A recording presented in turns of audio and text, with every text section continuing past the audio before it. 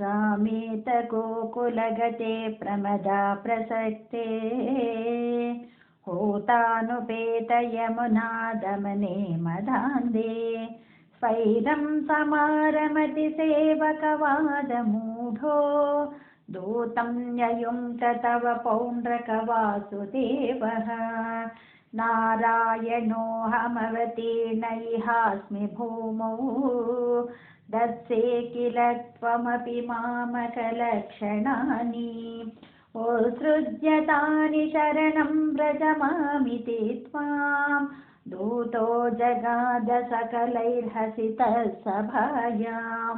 दूते तया तवति यादवसैनिकैस्त्वं यातो ददर्शि तव वपुः किल पौण्ड्रकीयम् तापेन वक्षसि कृताङ्कमनल्पमूल्या श्रीकौस्तुभं मकरकुण्डलपीतचेलं कालायसं निजसुदर्शनमस्य तोस्या कालानलोत्करकिरेण सुदर्शनेन शेषं च कर्तितममर्धितचास्य सेनां तन्मित्रकाशिपशिरोऽपि च कर्तकाश्याम् जाड्येन बालकगिरापि किलाहमेव श्रीवासुदेव इति रूढमतिस्थिरं सः सायुज्यमेव भवदैक्यधिया गतोऽभूत् को नाम कस्य सुकृतं कथमित्यवेयात् काशीश्वरस्य तनयोत सुदक्षिणाख्यः सर्वं प्रपूज्य भवते विहिताभिचारः कृत्यानलं कमपि बाणरणातिभीत्यैः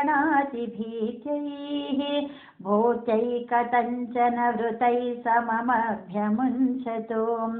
कालप्रमाणचरणामखिलं दहन्तीं कृत्यां विलोक्य चकितैः कथितोऽपि पौरैः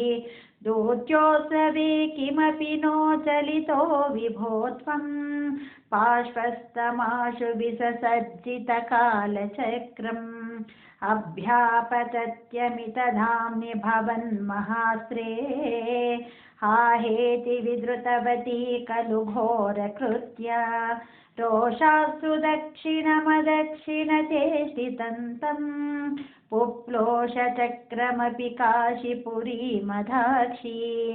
स खलु विविधो रक्षोघाते कृतोपकृतेः पुरा